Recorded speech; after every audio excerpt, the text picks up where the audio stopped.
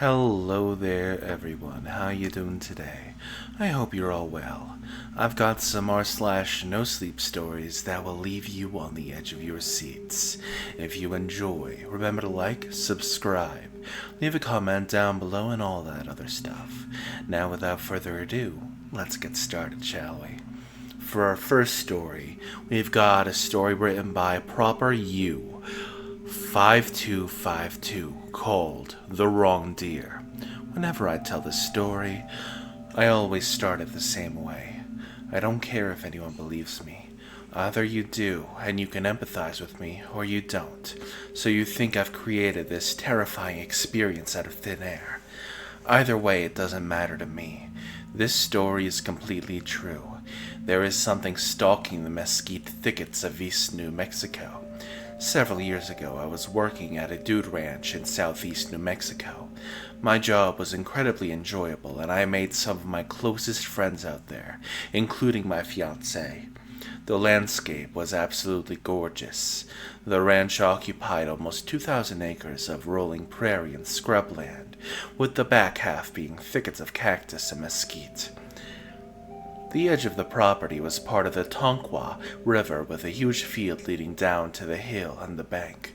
I'm creating a map of the property because locations will become important to the story.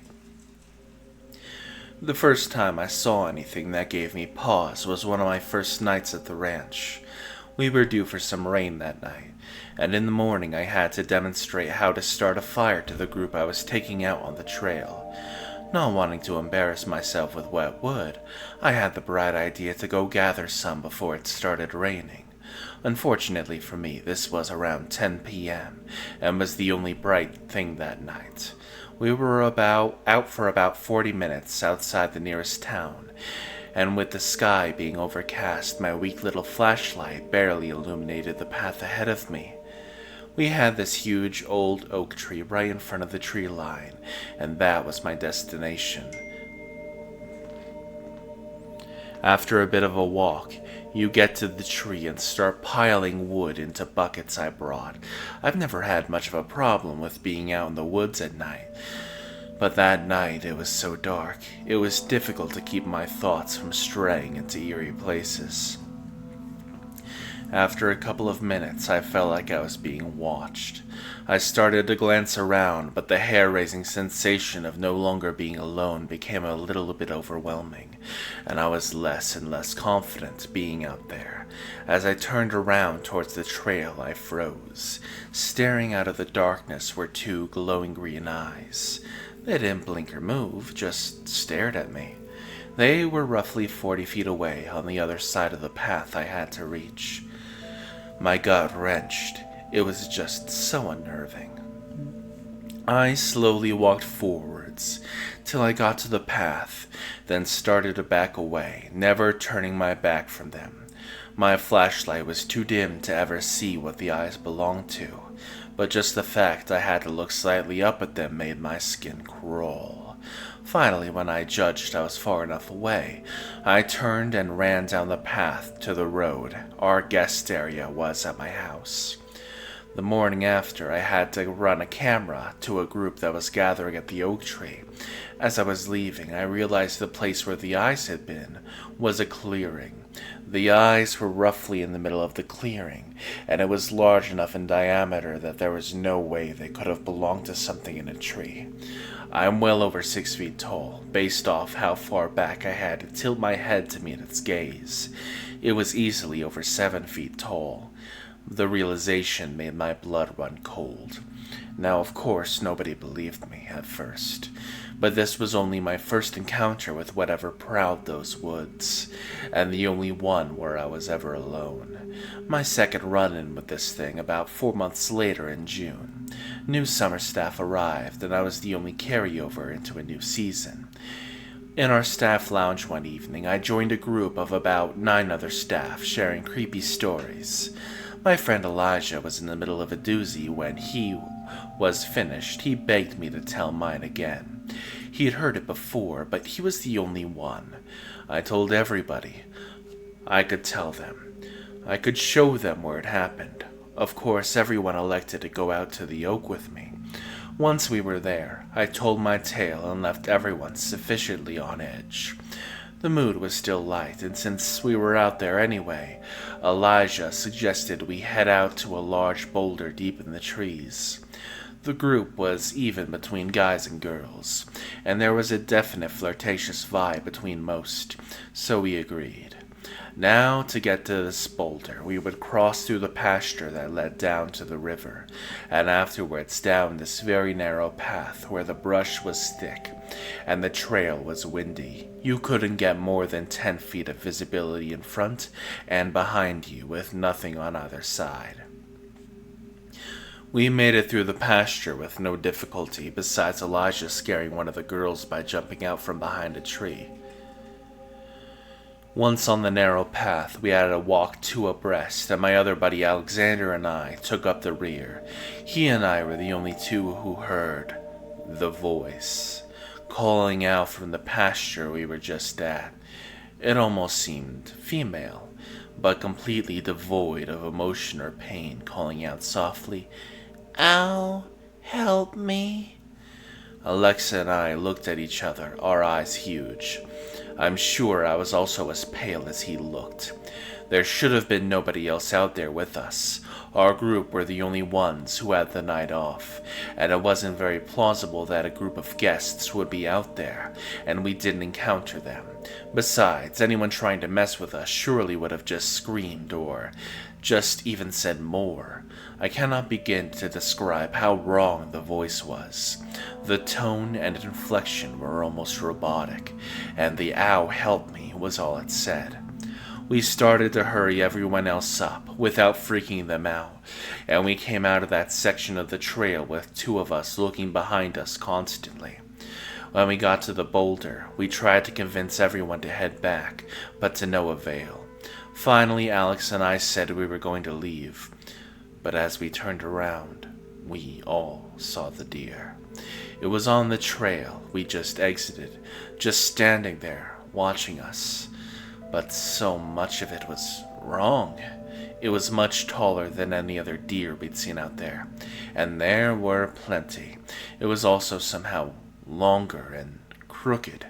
Its head almost looked like it was put on sideways onto its neck. It just stood there looking at us, its appearance generally unnerving. But what it did next was frighten me the most. It backed up into the trees until we could no longer see it. That is what freaked me out the most. Every deer I've ever seen either turns outright and runs away, or just freezes until you get too close. This one just backed up out of sight. It was such a simple movement, but it was so unnatural, exactly like the call for help. We all looked around at each other nervously for a few minutes, then scrambled off the rock. When we were all huddled in a group, we ran. Together, we ran past where we'd seen it last, tore around the pastures and past the oak tree, till we stood panting on the porch of the lounge. We never really spoke of that night again together, but I always include in any retelling of this story. I have one more large encounter, the one that made me refuse to go back into the woods after dark. One thing you must understand is that there were several months between these three accounts, enough time for me to think, surely whatever that was isn't still here, right? The final time I went out to those woods was with my now fiancée. She and I had just started officially dating about a week before this terrible camping trip. I'd grown up camping as a kid, but she'd never been. Wanting to share with her something I found incredibly meaningful to my early life, I convinced her to join me for a one-night trip out into the woods. My plan was to go out there Friday evening through Sunday morning, and since she had to work Saturday, she joined me for my final night out there. Friday night was completely uneventful. I pitched my tent off one of those dirt access roads, in one of the spots used for overnight groups. It was a very average solo camping trip. I enjoyed myself completely. The next Saturday, my fiancée Haley drove up the dirt road to join me. It was once again a very nice evening, making hot dogs and s'mores, and after a couple of beers we retired to the tent. As we settled down for the night, we both heard something out in the woods. Haley turned to ask me if I'd also heard something, but I regretfully snapped at her to be quiet. There was no anger, but at that sound, the other two frightening stories I had were at the forefront of my mind. The sound we heard was very faint. If it hadn't lasted for more than a few seconds, it could have been dismissed as the wind. But it lasted much longer. It was singing, but completely toneless, devoid of any kind of humanity. It grew steadily louder, making me wide half circles towards our campsite. Our site was in a clearing off an access road. We were way out the past of the boulder, or from a few months previously. This clearing was surrounded by prickly pear and mesquite, basically creating a massive barbed wire fence around us. The only clear spot was the path that led to the road, but the singing was coming from the opposite end of the clearing. Something was out in the woods, making its way through thorns and scrub, singing in a language we'd never heard before. Haley looked as terrified as I felt.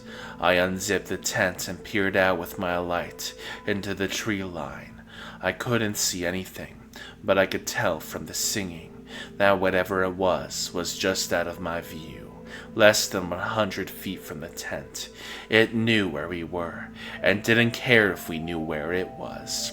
I told Haley to run to the car. She scrambled out of the tent and ran through the dark towards her car. I followed, barefoot, in only shorts, with my knife and phone clutched in my hand. We made it to the car as the singing became deafeningly loud. We sped back to our lodging and spent the night wide awake in her room. Her laying on her bed, and I propped against the door, occasionally checking the windows. Well, into morning we drove back to pick up our stuff. The tent had been torn apart, and everything was ransacked. A horrible odor prevailed the clearing. What sent shivers down my spine, however, were the massive scratches and gouges in the tree nearest where the tent lay scattered. We finished up our contract and quickly moved to Colorado together. We also work at a ranch up here, and I am glad to say nothing about the woods up here feels malevolent. I have never heard any singing or seen any wrong deer, or been asked for help by any weird voices. I am completely content to stay far away from the mesquite thickets of New Mexico for the rest of my life. Thank you for watching today's video. If you enjoyed, remember to like, subscribe, leave a comment down below, and check out the original story in the description below. I will see you all next time. Bye bye.